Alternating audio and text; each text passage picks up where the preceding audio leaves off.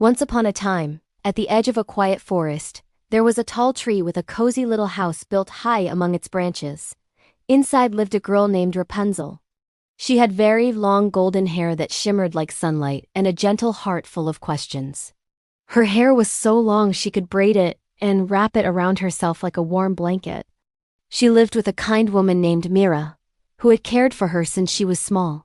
Mira brought her books, painted her walls with pictures of forests and rivers, and taught her songs. But Rapunzel had never climbed all the way down the tree.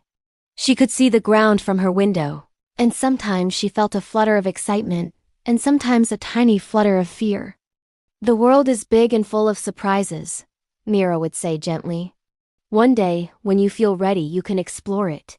To feel a little braver, Rapunzel sang. Her soft, bright songs floated through the branches. Birds came to listen, and butterflies circled in the air. One sunny afternoon, a young traveler named Leo heard her beautiful voice. He looked up and saw the treehouse and the long golden hair hanging down like a ribbon.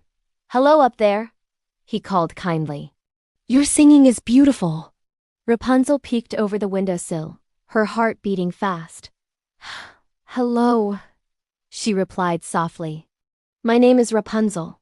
I'm Leo," he said with a friendly smile. "I travel and play music.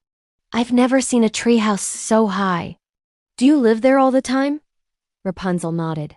"Yes, it's safe up here," she said. "But I've never really walked in the forest." "The forest is gentle today," Leo said.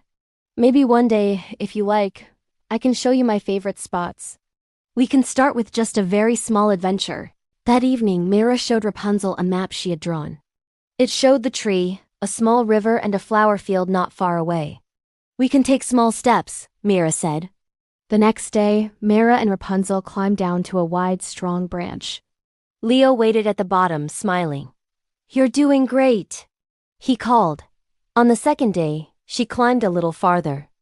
On the third day, with Mira holding one hand and Leo holding the other, she stepped onto the soft earth for the very first time. The ground felt cool and steady. "It's not as scary as I imagined," she laughed.